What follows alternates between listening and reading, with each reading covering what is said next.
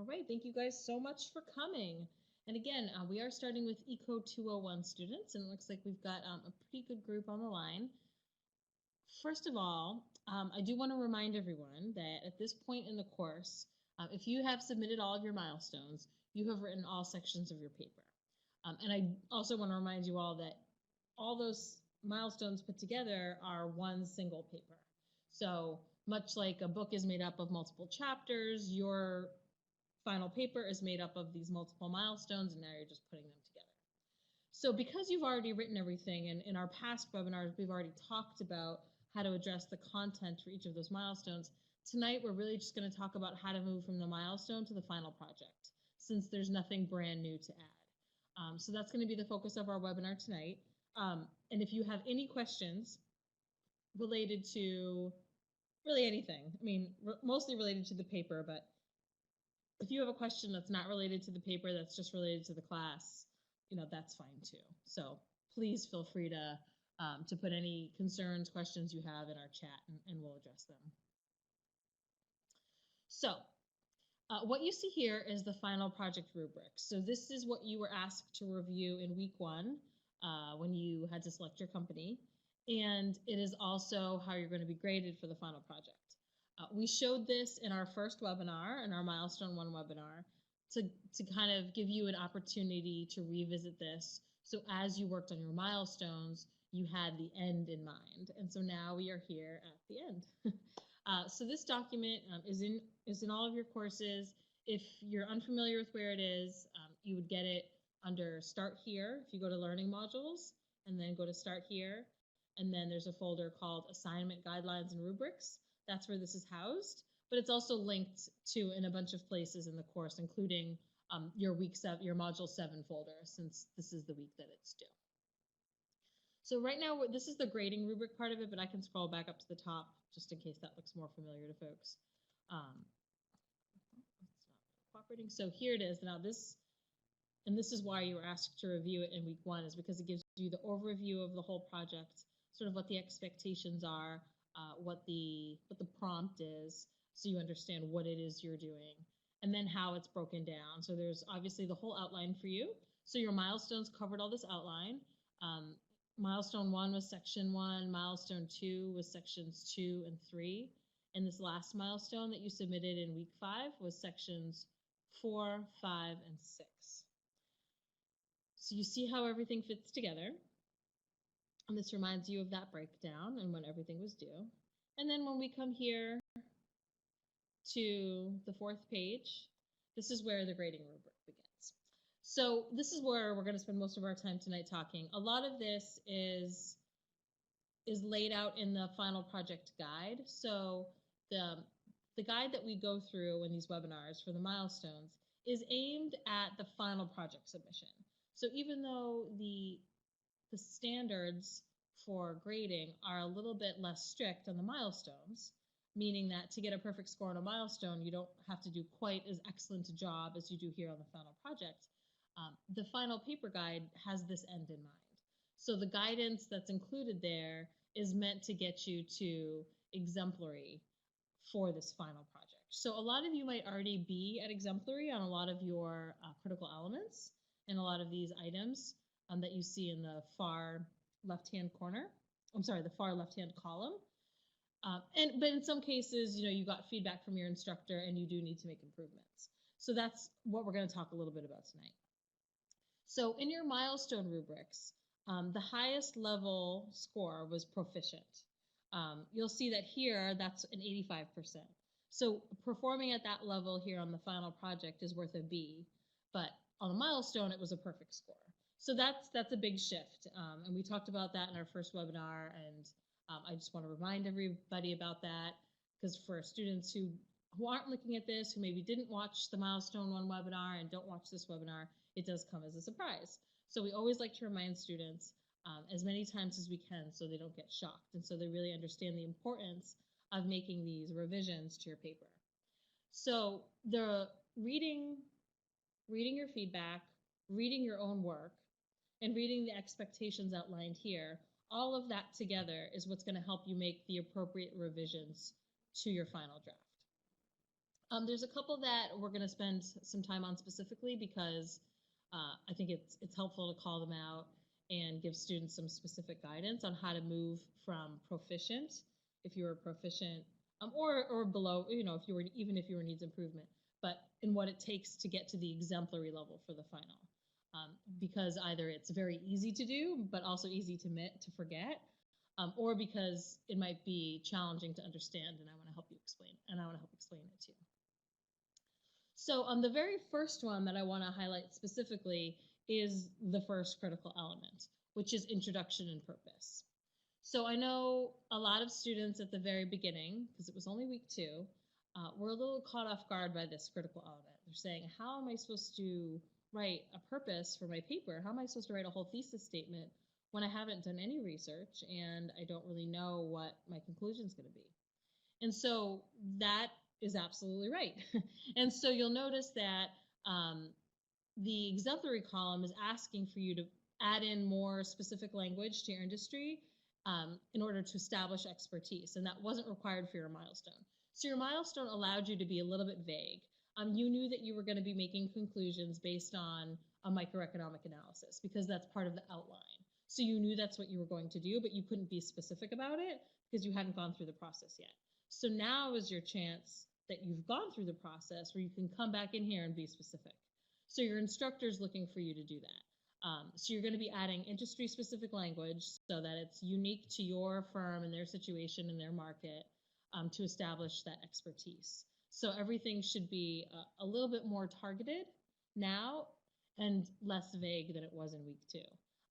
There are a handful of cases where students, maybe they knew the industry really well, maybe they had already started their research, or they weren't vague in their purpose statement or their thesis statement, and they don't need to make changes. But in most cases, you do need to come back and at least add something here, even if it's just to tighten up what your ultimate recommendations for the company were, and sort of hint at those or refer to those in your introduction paragraph.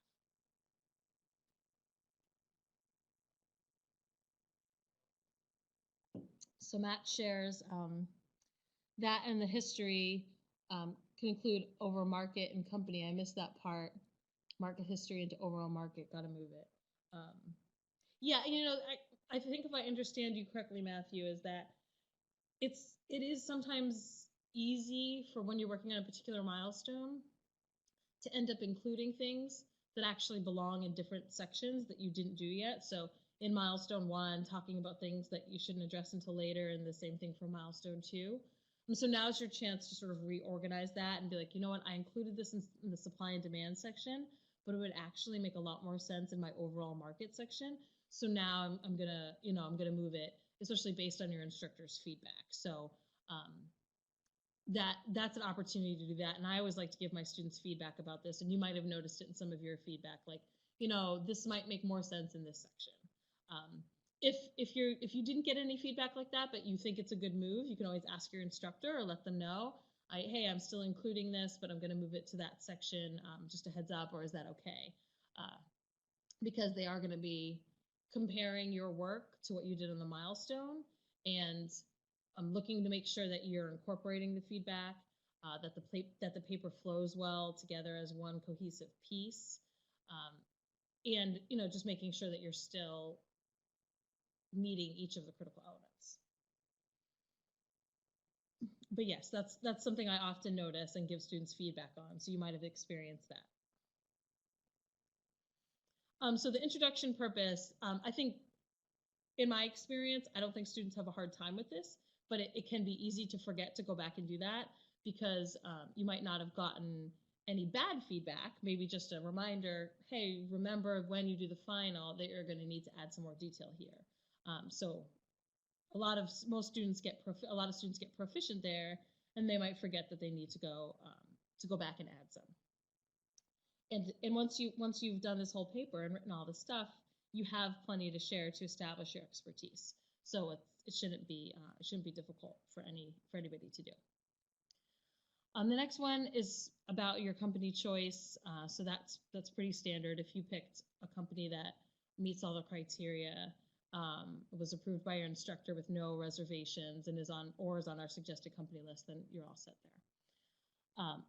The next one, conditions impact, you'll notice that a lot of them just ask for more detail or concrete examples. So the next two are aligned with that. So in these instances, you might have alluded to something, a trend in demand or an action that your firm was taking in terms of growing their customer base or their, how they supply their products, but not gone into real detail about it. So this is where you would, if you're at Proficient, where you might want to make sure that you're meeting those exemplary items and adding more detail, adding specific examples.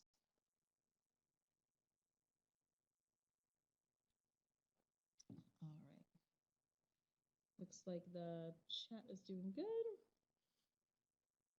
So those two are generally pretty good. If you might want to just add some more detail to what you've already got if you're at Proficient. If you're at needs improvement, then hopefully you got some very detailed feedback from your instructor about how to move up from there. So in the price elasticity of demand section, in our milestone webinar for this one, I always like to encourage students to use research right from the beginning, because I think it makes this critical element easier overall, but it also will help you reach exemplary for this final project. So you see here that for that performance level to get exemplary, you do need to include research to illustrate your claims. So in most every single case that I know of, actually for our suggested companies list, I've been able to find research on all of these industries, some research on the price elasticity of demand for those products. Now, again, it doesn't have to be for your specific brand. So you could find price elasticity of demand for automobiles or for soda, but not necessarily for Ford cars or for Coca-Cola. And that's okay, because that still informs what the price elasticity of demand will be like relatively when you have it for a wider defined market, where you're not looking at one particular brand, but you're looking at the item in general. So that would still absolutely qualify here. So if you haven't already done some research, done by economists who have a lot of additional tools at their disposal that we haven't developed yet, because this is only your first class in economics, where they're able to do research and come up with a number, like this is the price elasticity of demand for new cars, for new sedans, could even get that specific. They do that kind of research is out there for all sorts of items. So you can find that and include that in this section if you haven't already.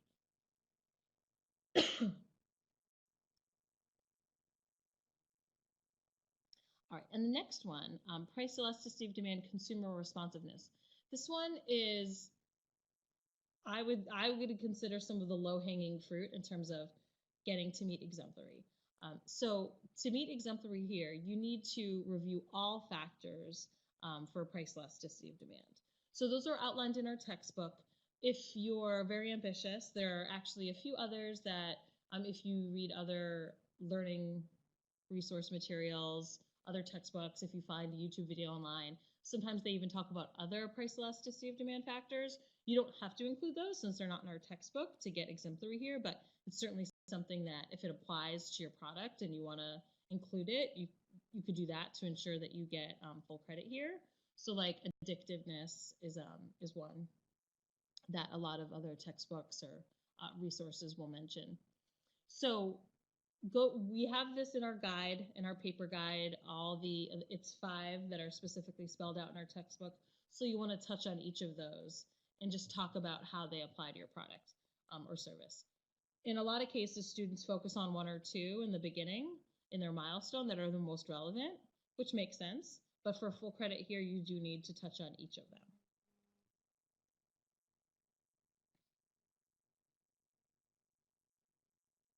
All right, and again, the next one is using research to illustrate your claims. So that research here for pricing decisions can be research specific to pricing decisions that the firm has made historically, how they've gone about adjusting their prices based on, excuse me, consumers' responsiveness to price and changes in their own input prices and how they pass those costs along to consumers, for instance. So look for ways to incorporate research there, so you're not just basing it on theory, but you're actually looking at real actions taken by the company, or by similar companies in the market if you can't find anything specific to your company.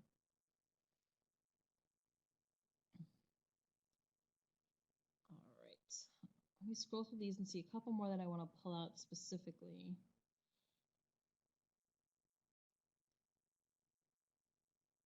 So the cost and profitability section. So this is the next one. A lot of students reach exemplary already because you find a few concrete examples, which is what is required for exemplary when you're doing your milestones. So for instance, if you're doing Starbucks, a lot of students will go into some pretty good detail about coffee bean prices and look at that very closely. So that's a great way to provide concrete examples to substantiate your claims, where you go into depth about the input costs and how that's affecting profitability. So if you haven't gone into that level of detail, that's a way that you can use those examples of specific costs instead of talking about costs more generally, to help substantiate your claims. And of course, make sure that you're looking at the impact on profit, because that's again, we talked about this in our Milestone 2 webinar. That's something that students overlook. They just look at the costs and they forget to look at how it's impacting profit.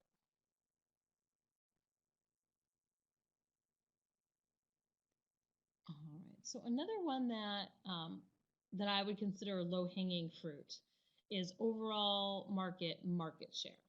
So this one in the exemplary column is asking you to present the data graphically and over time. So it's very easy for students to get the market share for their company and a few of the company's competitors, and just write it out in their paragraph. Say, my company has blah blah blah market share, and competitor A has this much market share, and competitor B has this much market share. So you've got the numbers, and perhaps that was enough to get you a proficient here. But to get to exemplary, you have to do two more things. You have to put that data in a graph. Typically with market shares, we do pie charts. You don't have to do a pie chart, but that's a pretty sensible one. And to show it over time. So you need to, if you don't have data over time already, from which you should, but as if you were at exemplary, but if you don't have that, you'll want to look for at least one other year data point. So you have 2 separate years of data so you can compare them and see the direction that your company's going in terms of market share. Are they gaining? Are they losing market share? And make sure you show both of those graphically. So you could have 2 pie charts. Maybe you've got data from 2015, and then you've got data from 2017, for instance. You can say, okay, over the past 2 years, this is how my company's market share has changed. And if you can get it for more years than that, even better.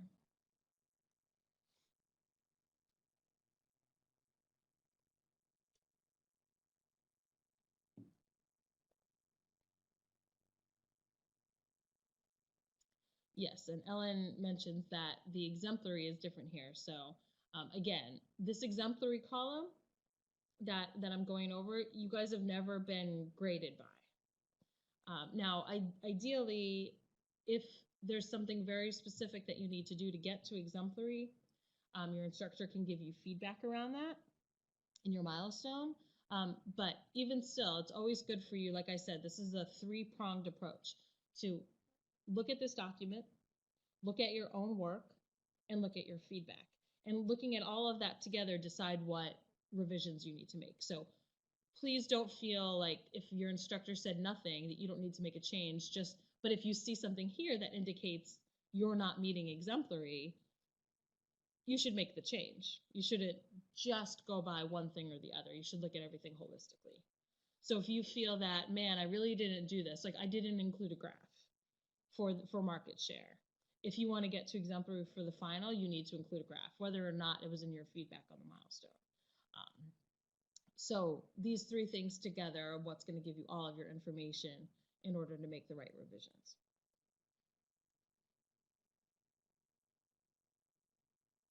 And now barriers to entry is another one where students often forget to do the exemplary portion, because this isn't just like adding enough detail where if you did what was in the proficient and you just did a really great job at it, you'll automatically be at exemplary, because exemplary is simply, a very detailed explanation of the proficient level. This one is just like the market share. The barriers to entry one is asking you to do something pretty specific. So you looked at the barriers to entry, keeping out, or if the barriers to entry are low, allowing new competitors into your company's industry. To get exemplary here, you also need to provide an example of either successful or failed entrance into the market. And this will basically help show, if the barriers were high and somebody tried to break into the market and they failed, that sort of serves as an illustration of how those barriers worked. If a company was able to successfully overcome the barriers, you can explain, what they were able to do to overcome those high barriers. If the barriers were low, you should be able to find examples of many new people coming in. So the craft beer market is a great example. So if you're doing Sam Adams, there's lots of new craft breweries popping up all over the place. You have no shortage of successful entrants into that market. In that case, you could talk about what their success looks like. Their success might not be national, it might be regional, but you certainly have lots of examples. So those are the kinds of things that your instructor is going to look for there, for you to include an example or two above and beyond just looking at the barriers themselves.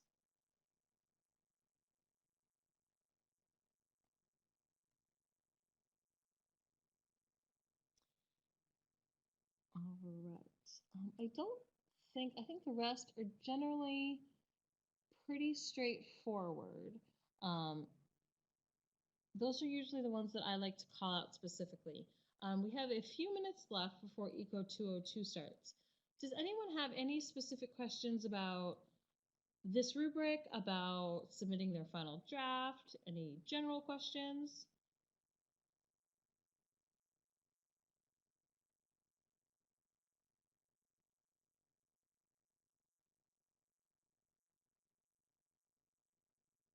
Yes, Mike, that's correct. So Mike asked the recommendation, he's viewing that as the conclusion.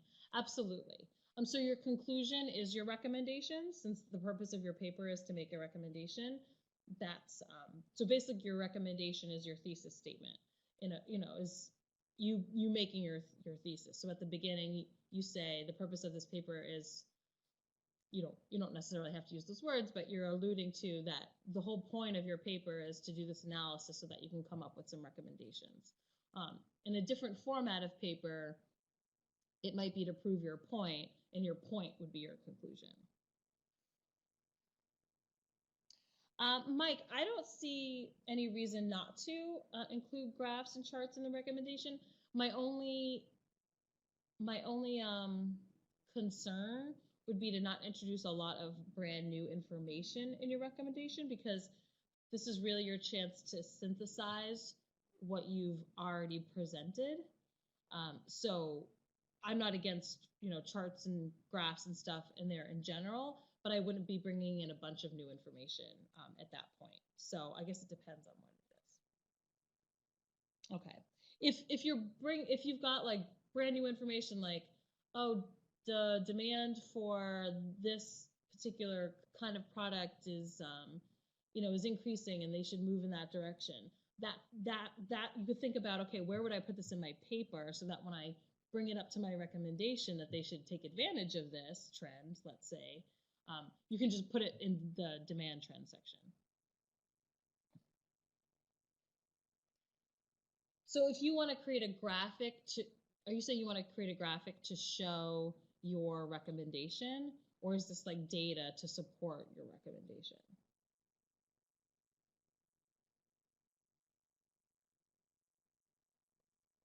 If it's data to support it, I would first think about where that would fit in within the body of the paper, because it might make more sense in the body. But if it's sort of just like wrapping it up data. I'm trying to think of a good example of something that might work, and I'm struggling. But if you're maybe making a summary of something that you've already touched on in a graph or table form, that could be okay. But like I said, brand new information isn't brand new data isn't generally what we'd want to see in the recommendation section.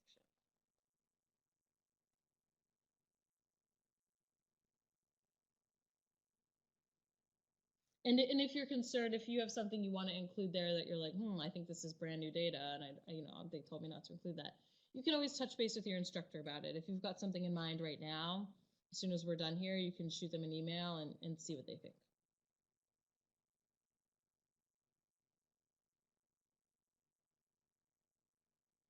I see a couple more folks typing.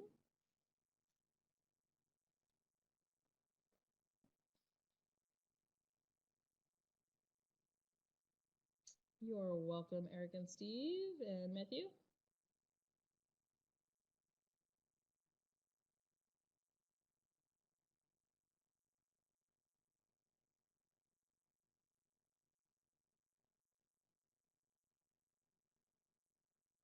All right. If you guys don't have any more questions, we are all done. And I just wish you guys great luck on making your revisions. I'm sure you'll all do a great job. And if you have any questions about your feedback as you begin this process, I know it's just Wednesday of the week, and a lot of students, have more time on the weekends to work on their homework.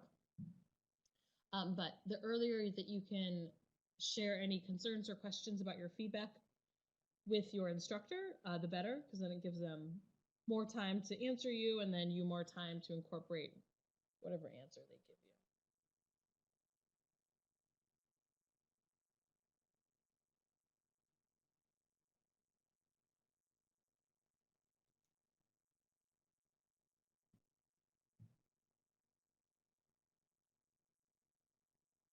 All right. Thank you all so much. Have a great night and a great week. We're almost done.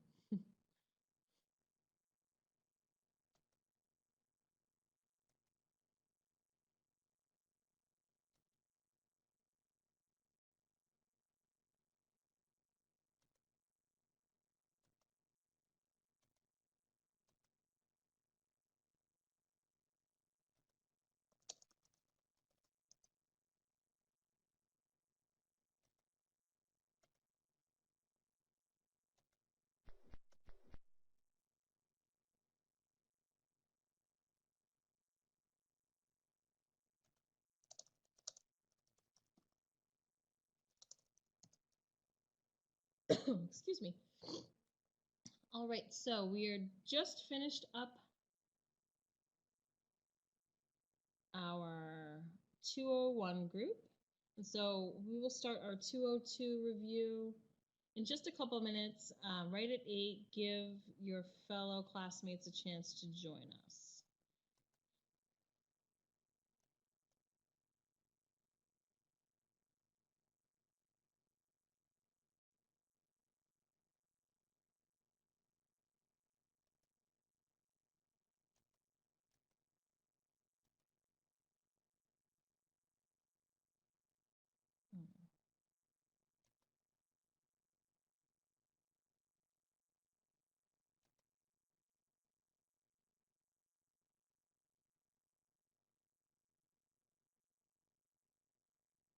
I don't know how that little arrow got on there.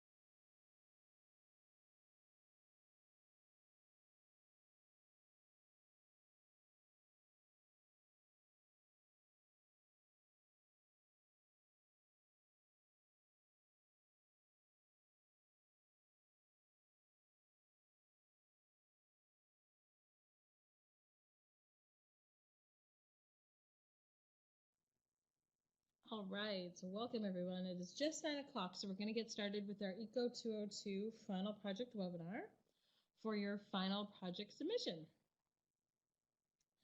So in your final project submission, you're going to include all the slides that you've already created, and you're going to need to add 4 additional critical elements. It's probably going to be about 4 slides, but could be a few more depending on how much you want to spread out your data. But for the most part, it's 4. So this is what your presentation is going to look like when you put it all together. You're going to have your presentation slide. It can have whatever sort of look and theme. You can pick a regular PowerPoint theme. You can use the SNU theme that came with the template. This might look a little bit different. Mine's an updated SNU theme, so that's why mine might look different than the one that's in the course. But you'll have your presentation title, so your title slide with your name, just like you might have on a title page if you were submitting a paper. So that you've probably already done. And then you're going to go, oh, that's not what I wanted. Oh, I hit the wrong button, excuse me. So then you're going to have the slide that started off your first milestone. So some events from your 10-year time period that have an economic impact. And then from there, you're going to have all of the things that you put together for milestone 1. So your GDP slides, your unemployment and inflation slides, your interest rate slides, and then right after the interest rate slides is where 2 new slides are going to come in. Now, you'll notice that this all follows the outline of your final project in the final project guidelines and rubrics document.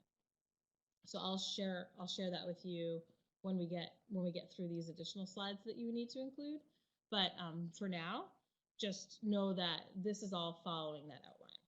So after interest rates, we don't go straight to your milestone 2, which was fiscal policy.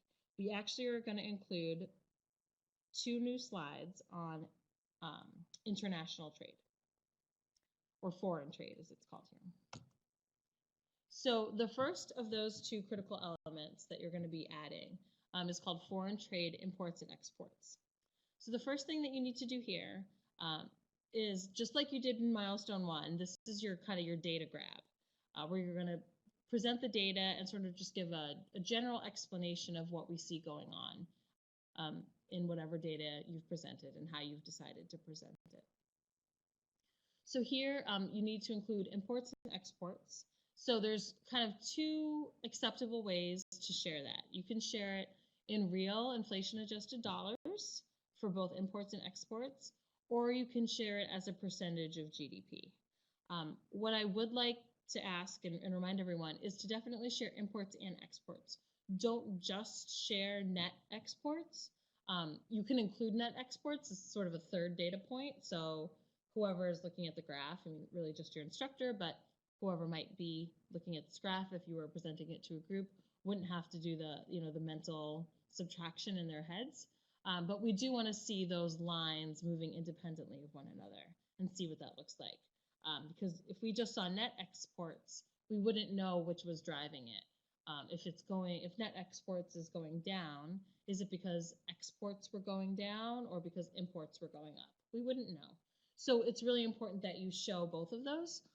Often students show them on one graph, and it's really easy to do that if you're using Fred.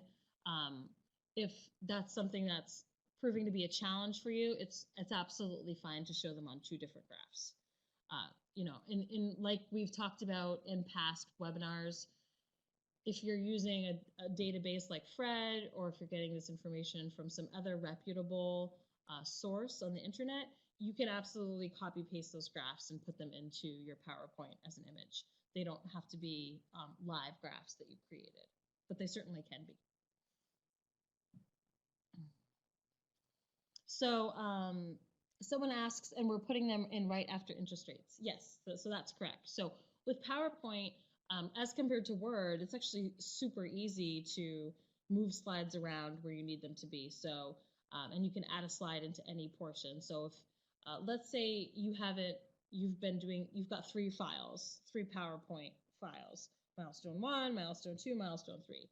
If you open all those up, you can easily copy paste the whole file from one presentation into another and collect them all that way. If you're like, I have no idea how to do that, what is she talking about? It's very simple, but it might not be simple to figure out on your own without somebody showing you. So I would YouTube a video of it if you're unsure about how to do it, or if you don't have a friend, or somebody at home who can show you, who's familiar with PowerPoint. But there's like a million YouTube videos showing you this sort of basic stuff on how to do something like that. But all that is to say, it's very easy to move things between files in PowerPoint and then within files in PowerPoint. So you're going to combine everything, and then right after interest rates, you're going to add a slide for this. And again, if you want to do two separate charts for imports and exports, or that's the easiest way that you can do it, and you don't want to crowd one slide, perhaps you separate it into two slides. If that's your choice, that's okay. But this is all going to come after the interest rate slides or slide. And then, like before, once you've got your data presented, you're going to give a little bit of an explanation on what we see going on and why we might see this happening. So why do we see exports or imports increasing? Or if it's a general upward trend, you could say, what does that mean about how does, our GDP come into play here? Or how does household income come into play here? When we import and export more, it means we have more money to buy stuff, which is imports, and the people who buy from us, which is our exports, have more money to buy our stuff. So generally, as economies grow, which most years they do, we will see both imports and exports increase just because people have more money to spend. So they're spending more of it on imports to their own country. So for us, when other countries grow, they're just going to buy more of our exports. And we're going to buy more of their imports. So in general, you might see, especially depending on your time frame, a general upward trend. So that's one way you can talk about that using some of our macroeconomic models. You can also talk about any impact the exchange rate might have. So temporary, you might see dips here and there, and talk about how the exchange rate might have an impact on what that is. On why we see that rather. So if the dollar changes in value against our trading partners, let's say China, that will impact how much we buy from them and how much they buy from us. As the dollar gets higher in value, that means we can buy a lot of stuff from other countries because now our dollar buys a lot more, so our imports increase. But then on the flip side, our things become more expensive because to get the dollars to buy our stuff, they have to use more of their own currency. So we would, all other things equal, see our exports not grow as quickly or maybe even decrease. So that's how the exchange rate can come into play. So those are a couple of things you can talk about in terms of giving a macroeconomic explanation for what we see in the trends and the movements in import and export data. And we've got the link here to the Census Bureau data. They are the ones who actually collect this. However, you've been to Fred. We've got links to Fred in the class and on other slides. Their stuff is actually, in my opinion, easier to work with. But the Census Bureau are the ones, they're the original source of this data. So that's why we link to them here. But Fred is very user-friendly, and if you've kind of got the hang of Fred and you want to continue using that, that's absolutely fine. Continue to go there. They get their data from the Census Bureau to create their graphs. So it's all the same information.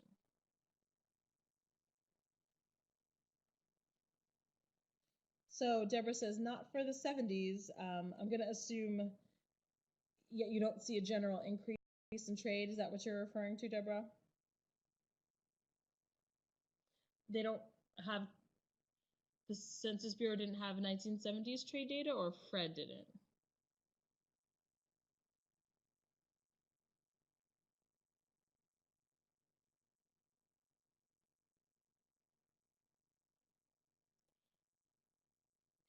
Fred should have it, if they don't. Oh, and actually, I apologize. These do link to Fred. I just opened up one of the links, but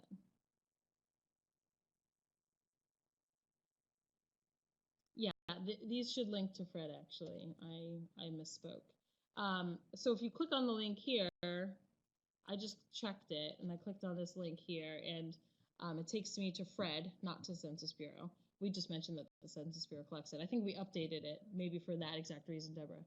And it should have everything back to 1950 when I click on this. Were other folks able to click on these links and with success? Or you know what? Perhaps this has been updated since then because of feedback from students, but this should definitely interesting, Ellen. I'm sorry to hear that, Deborah, that the link didn't work. But if you go to Fred, and just type in real exports, if you type in exports, it should be the first thing that comes up. But I'm glad we were able to find it, and I'm sorry that the links that you have in your file didn't work. We'll definitely have to check that out. Has anyone else tried them and had the same problem that Deborah had?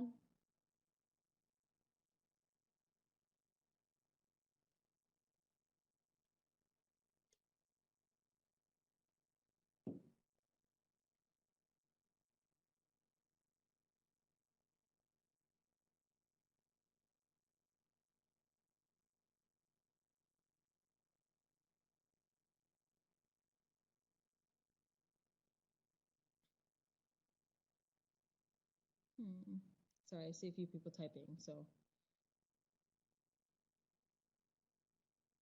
Okay, so Emaret says she cannot find the slides in your class. So I don't want to get the pathway wrong, but I believe that, yes, in Eco 202, in your course, Emaret, if you go to Learning Modules, and then on the left-hand side, you'll see a link to Module 1, Module 2. All the way at the bottom is a link to Final Project Supplemental Resources. So that's where you should be able to access the Final Project Guide, which is what we're going over right now.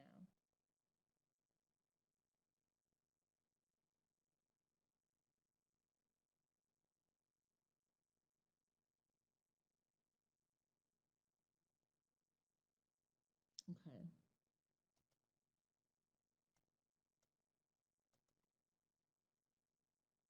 Just going to see if I can pop into one of those classes real quick.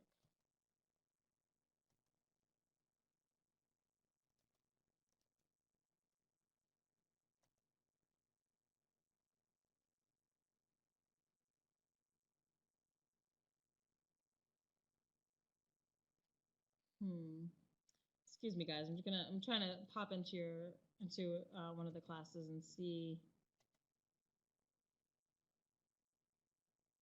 what might be going on there, so we can get this resolved.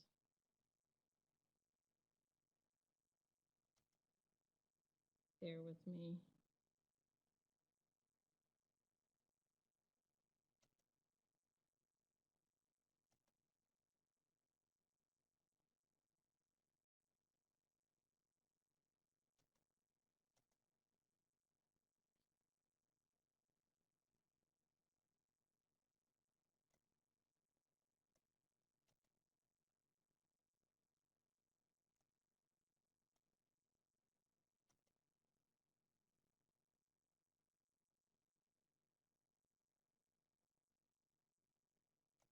All right, so I'm just going to quickly download a copy here.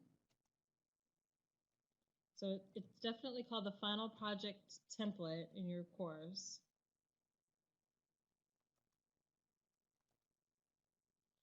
Yeah, and the textbook, it uses a lot of the, they I believe have, I don't know if they have live links, but they use the same data sources because these are, where the data comes from. So certainly that's a resource, but I know that I don't want you guys to have to retype everything, certainly.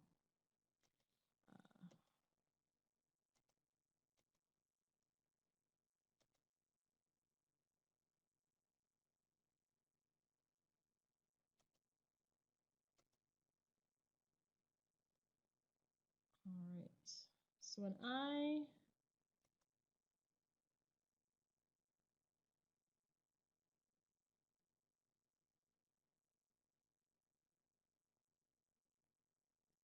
okay, so it looks like in the version that's currently in the course, I think because we've made some updates based on student feedback that we've been getting over the past couple terms, is that for me it links, but it links to a different site, Trading Economics, which again it uses the same data source, but it doesn't link to Fred. But it did link, and it does go back to 1950. So it worked for me. So I want to understand what the issue is. I don't know if anyone else had problems with it clicking through, but it should get you the same data. But either way, if you're having any struggle with it, you can always go to Fred directly and just search imports and then search exports. And if you've gotten pretty good at Fred, you can put them on the same graph. So you can just put one graph into your paper. Into your project. And then, like I said, discuss how some of the macroeconomics impacts it. But yeah, for anyone who's concerned about that, you might want to check out to see if you have trouble working with the links that are in the PowerPoint file. And if you do have any problems, you can try to find it on Fred. And if that's giving you any struggles, you're not sure if you're getting the right data, just contact your instructor as soon as you can. But they should, they ought to work. And you can always call the help desk too if you're having trouble with the file. And they can help with some of those issues. So then there's one more element on foreign trade, and this one is looking at models and how our models can explain some of what we see in foreign trade. So, we have an example here of our familiar aggregate demand, aggregate supply model. That's one you can use here. You don't have to use it, but it's very versatile. So we see it popping up a lot in our application of models in our project. So aggregate demand, of course, is simply a representation of our GDP formula and how any shifts in any of the elements in our GDP formula will move the aggregate demand curve, either inward or outward. So net exports show up in our GDP formula. So any change to either imports or exports on a net basis is going to move that aggregate demand line and have an impact on that model. Another model you can use is comparative advantage. So this isn't obviously a graph-based or a quantitative model, but more of a theory where you can talk about changes in comparative advantage and how that has impacted trade for us and for our trading partners and how that has impacted trade overall. So those are some of the examples that you can use to satisfy this element. Nicholas, yes, I usually have it up by about 10 o'clock, this recording on the YouTube channel. You're welcome.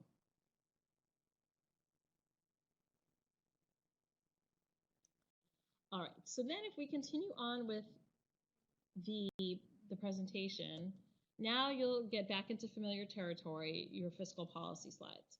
So you've already worked on these. You're going to make any revisions based on feedback you got from your instructor. And so all those slides will come in the same order you presented them in your milestone. Oh, sure, Carly, I'm sorry. We can go back to that. Yeah, absolutely.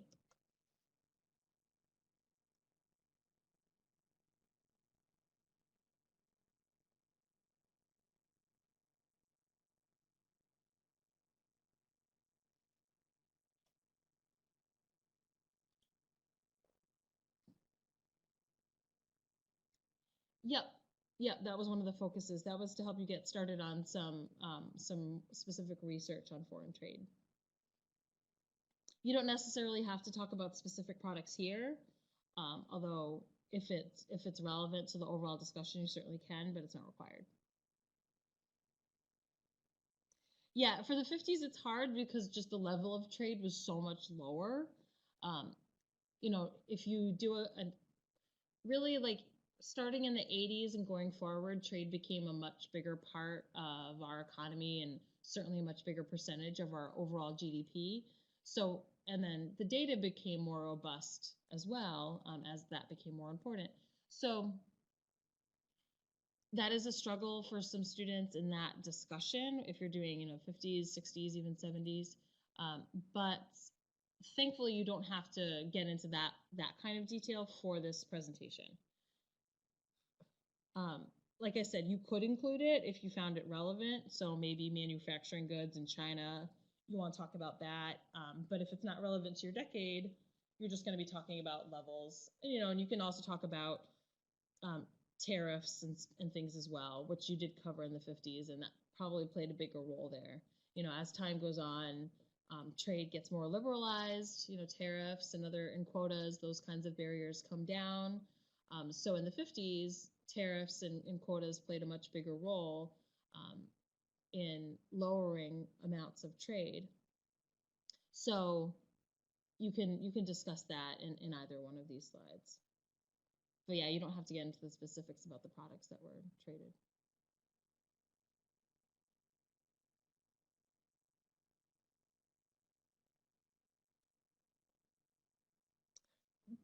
So Deborah, you're mentioning that it doesn't, the exports and stuff doesn't go back in Fred there. I'm looking at it and it goes back until 1947. So it's possible that you're on a different data series in Fred than the one that I'm on. So if it helps, each data series actually, it's got a name and a code. So I'm gonna paste in our chat the code for exports first. So this is the name of it, and then in parentheses is the code. You can search by either one of those, and I'll do the same for imports.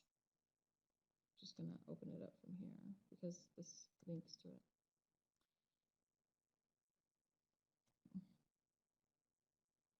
So that could be why you're seeing it not go back as far as I'm seeing it go back, perhaps. And here's imports.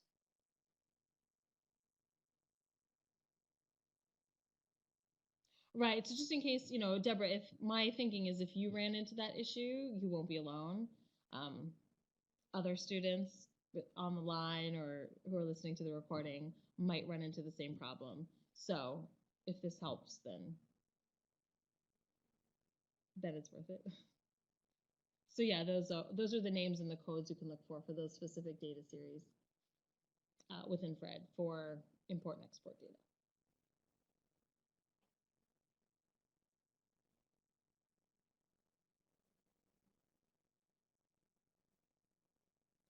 Yeah, it's okay. I mean, the Fred has so much data, and it's easy to find a data series that might be close to what you're looking for, but not exactly. But which is one of the reasons we have the links here, or we try to have as many as we can, because we don't want students finding, just typing in unemployment or inflation and clicking on something that's not quite what they need. We don't expect everyone to be experts on Fred and all these data series overnight. So this is kind of our helping hand.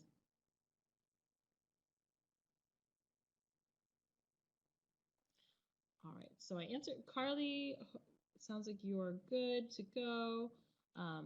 Any other questions on trade before we move on to the last two additional slides?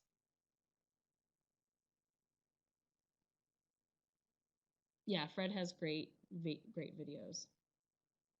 And we've got a lot of their videos linked on our YouTube channel. Yeah.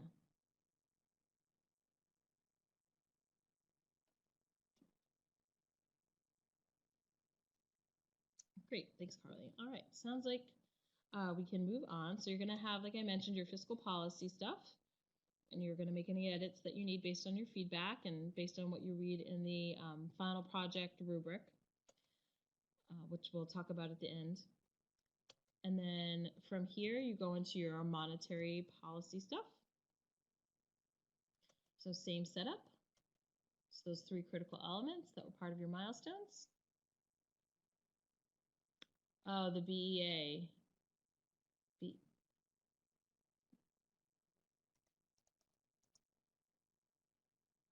Bureau of Economic Analysis,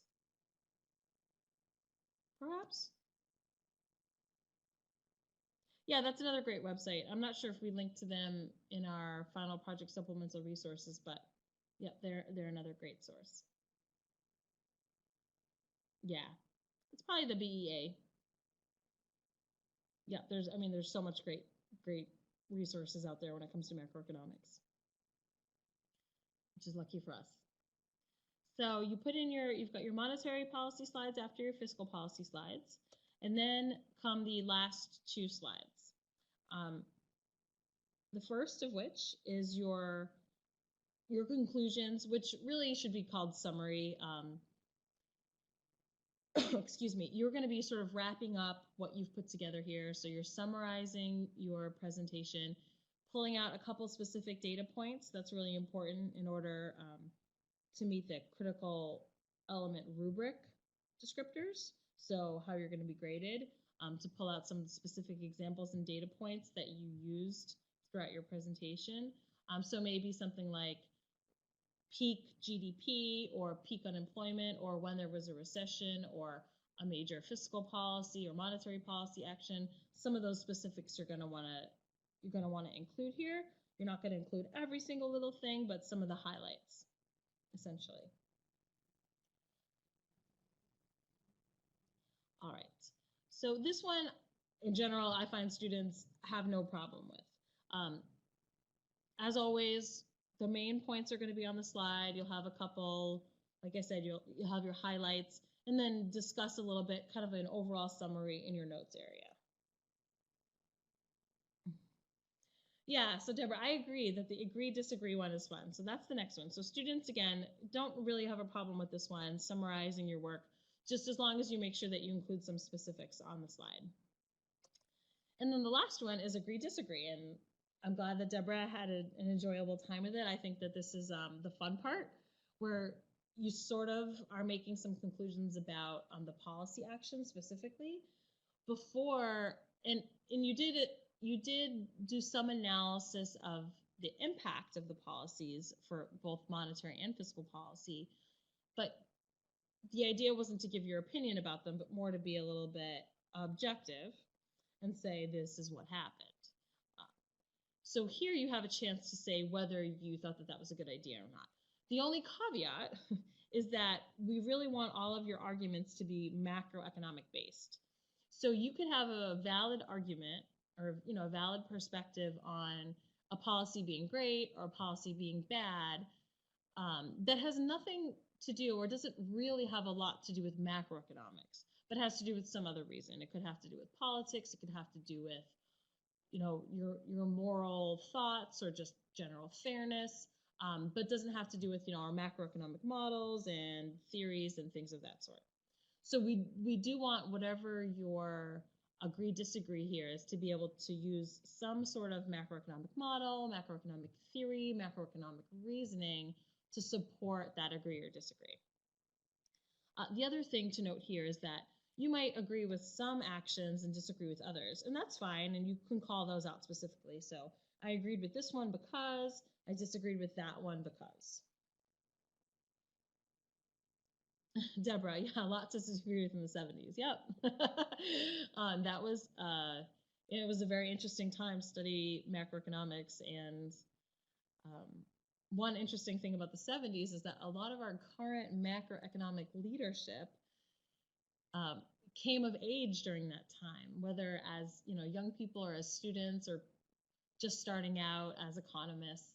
So it was a very formative experience for them in terms of their economic thinking. So we see a lot of that still today, even though the economic landscape today is so different than it was in the 70s, which I'm sure you've observed in your research.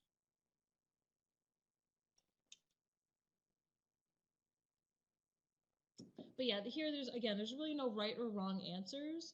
There's only right or wrong reasoning. So it's not that your reasons would be bad, but they wouldn't be macroeconomically based. So if you're on, if you have a feeling about something and I really didn't disagree with this and you're struggling, you can always, reach out to your instructor and try to hash it out with them. to make sure that you're using some macroeconomic reasoning to support your agreement or disagreement. But in general, again, this is one I find that students have a good time with, and they do a good job on.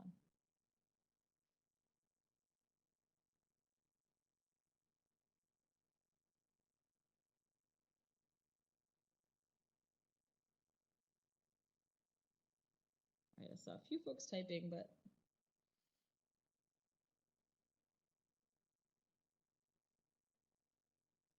sorry, Carly, you said you're not sure you're making that connection. Which connection are you referring to? I don't want us to leave here with any missing pieces.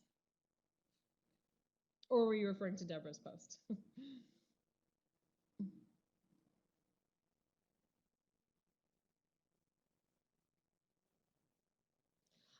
So Carly, not necessarily agree with the models that they use, but whether you agree or disagree with the actions that they took. So if the Federal Reserve decided to raise or lower interest rates, they took that action based on what they saw in the economy, and it had such and such impact, which all these are all the things that you've already talked about. So you can say, well, based on what I understand about their decision and what the economy looked like at the time and the benefit of hindsight, and because now you can see the impact that it had, do I feel that that was the right decision or not? And you have to use macroeconomic reasoning, but there's also many reasons why it could have been a good or a bad decision. It could have been a good idea, but the timing was off, and so that's why you disagree with it. So that would be still supported by macroeconomics. It could have been a good idea based on assumptions, but then later on they realized that their assumptions were wrong. So based on what we know now, it didn't really make sense. So there's more than one way to agree or disagree and use economic reasoning, but you're looking specifically at the actions taken.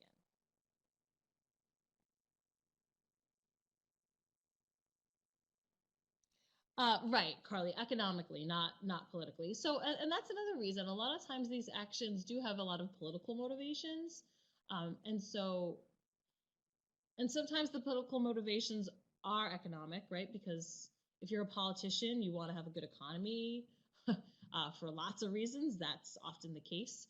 So, policymakers who are influenced by legislators could still make a good economic decision, but it's possible that the politics and the economics aren't really pushing in the same direction. So, the Federal Reserve or the lawmakers take an action that's not economically great, but politically was great. Or maybe politically it was good in the short term, but economically it had some negative consequences in the longer term, past the election or whatever was on the legislators' minds and the policymakers' minds, that you found in your impact. And that's why you might disagree with it.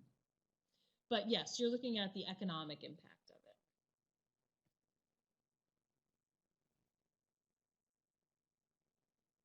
Yeah, so based on the models, but also based on the data, Carly. So if, let's say, an action was taken to, so I think, Deborah's example that there were some wage and price controls in the 70s to control inflation. Initially those didn't work.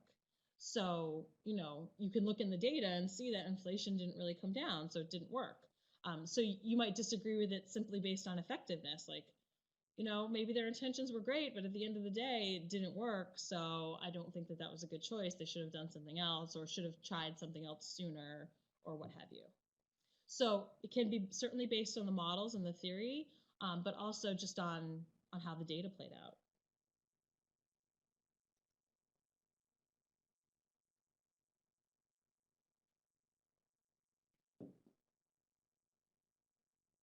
Yeah, Deborah, that's interesting. And I think oil prices in the 70s were also, a big part of the story.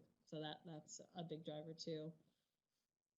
That can crowd out a lot of other spending when oil is very expensive.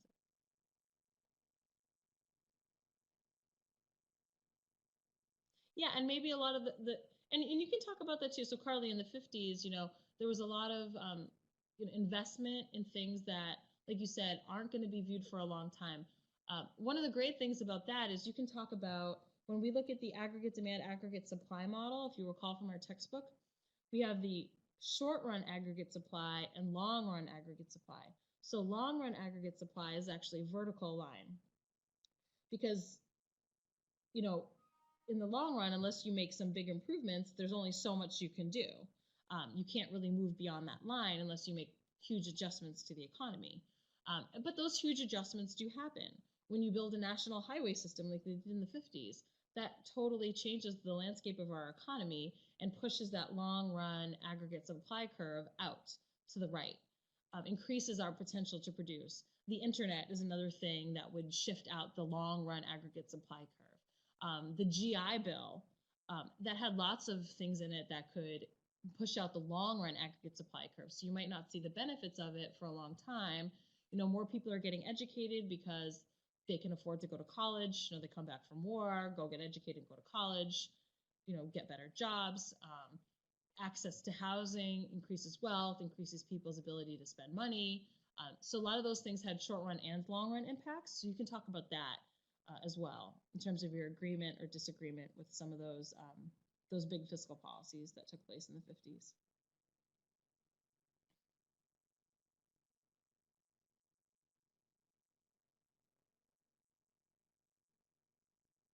Exactly, yeah, and you can talk about the full impact years later. I mean, I don't want you to go into a ton of research, you know, on how the GI Bill impacted the 60s and the 70s in terms of, you know, GDP or unemployment or what have you, or anything else, because that's like a whole separate project in and of itself. But you can speak to it without having to go into too much detail and research, and you know, talk about the impact that it had long term.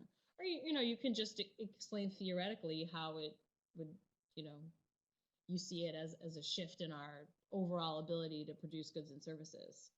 Um, so those are some great examples from the 50s, and there are examples peppered throughout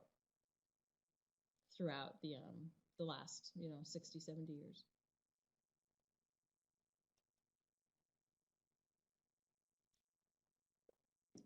All right, I do want to show you guys the rubric briefly. I know we're 8 minutes past time, but does anybody have any more questions about the additional 4 slides before I switch over to that?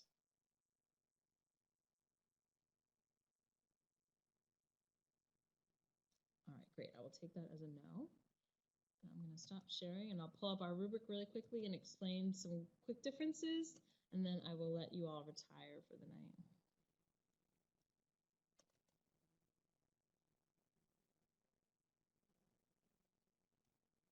All right, so this is the final project guidelines and rubric. Now, I showed this in our first milestone, webinar. You should have reviewed it also as part of your week 1 discussion. So hopefully this isn't brand new to you, but it's very important to review for this week. So this gives you the overview and the prompt, all the things that you're, you know, sort of required to do for the project and understand what it is that you're doing. It has the outline. So this is the outline that I mentioned earlier. This goes in exact order of the presentation we just looked at. So all your data stuff, ending with foreign trade, your fiscal policy stuff, your monetary policy stuff, and then your conclusion. So your slides should follow this outline exactly. And then at the end of this document is your rubric. So the thing that I want to highlight here, and that we touched on in the Milestone 1 webinar, is that the grading criteria for the final project is stricter, is higher expectations than the milestone rubrics. So in the milestone rubric, performing at the proficient level was considered a perfect score. It was 100%.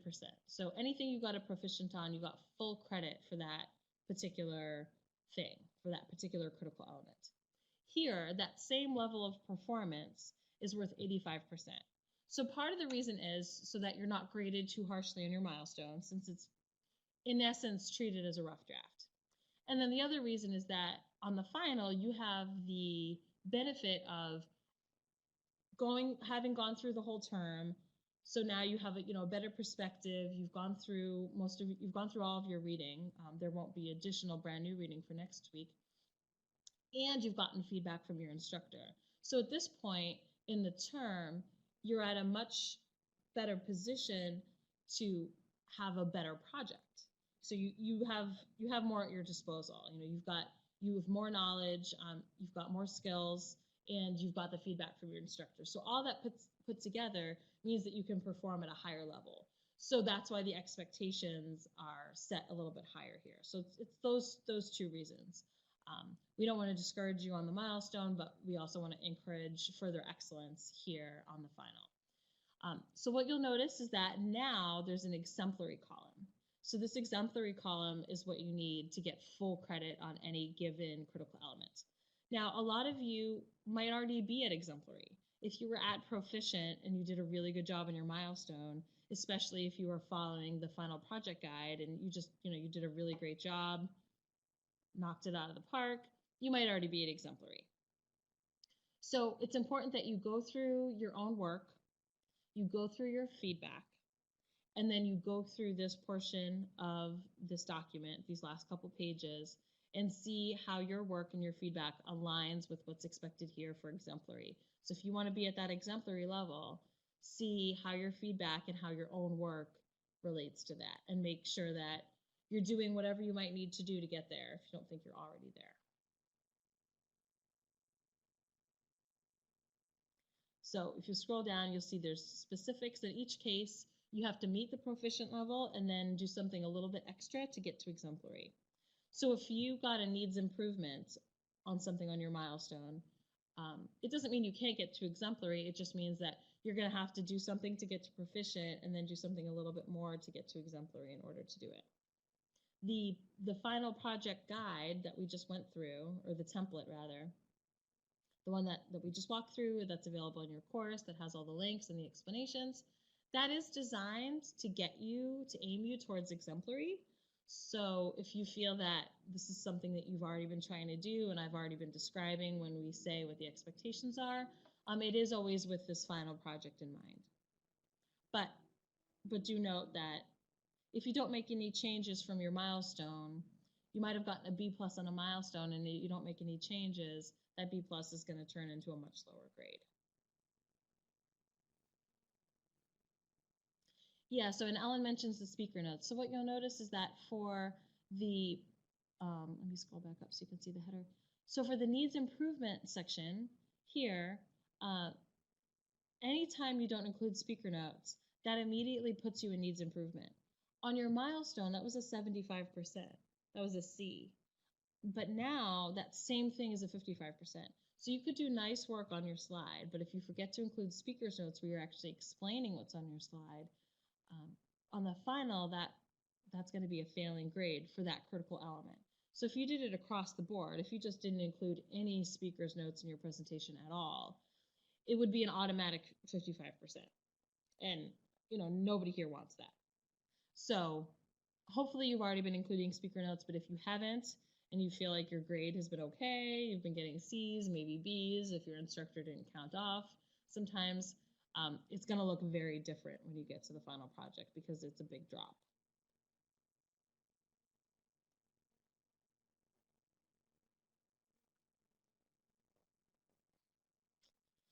All right, but that's really all we have for tonight. So again, make sure that you go, when you do your revision, so you've got 4 new slides to add, so those are just brand new, but you will want to have some time set aside to revise your slides that you've already done. So again, that's a 3-pronged approach. You look at your own work, you read through your own work, you read through this rubric to see what the expectations are, and then you read through your feedback. And based on those 3 things, you decide what needs to be revised. And your instructor is going to be obviously looking at your work, right? They're going to be looking at the feedback that they gave you previously. And they're, of course, going to be looking at this rubric. So they're going to be looking at those 3 things too when they assess your final project.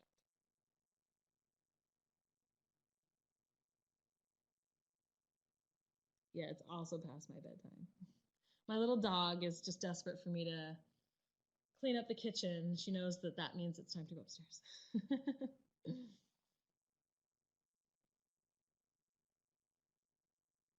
But yeah, are there any other questions before we all say goodnight?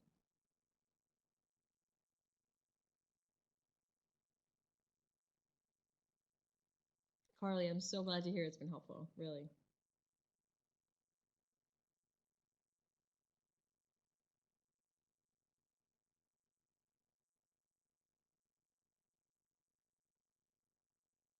Right, awesome. Thank you guys so much for joining, for asking your questions, for engaging with me tonight. I really appreciate it. If you have any questions as time goes on, especially if you have questions about your feedback, if you don't understand it, if it's not detailed enough for you to make some specific actions in your revisions, reach out to your instructor as soon as possible so you have as much time as you need to make the right revisions.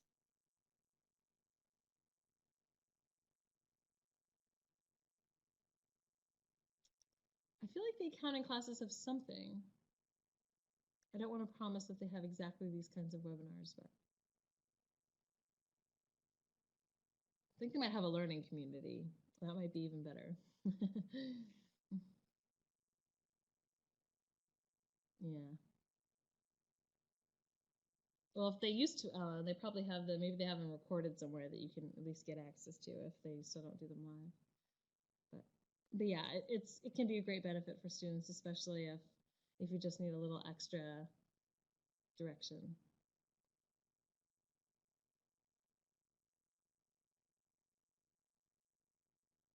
Well, best of luck, everybody. And like I said, any questions, be sure to reach out to your instructor sooner than later. Or post in your general questions forum. Chances are, if you have a question, others have it too. So posting it there can benefit your classmates as well. All right, good night, everybody.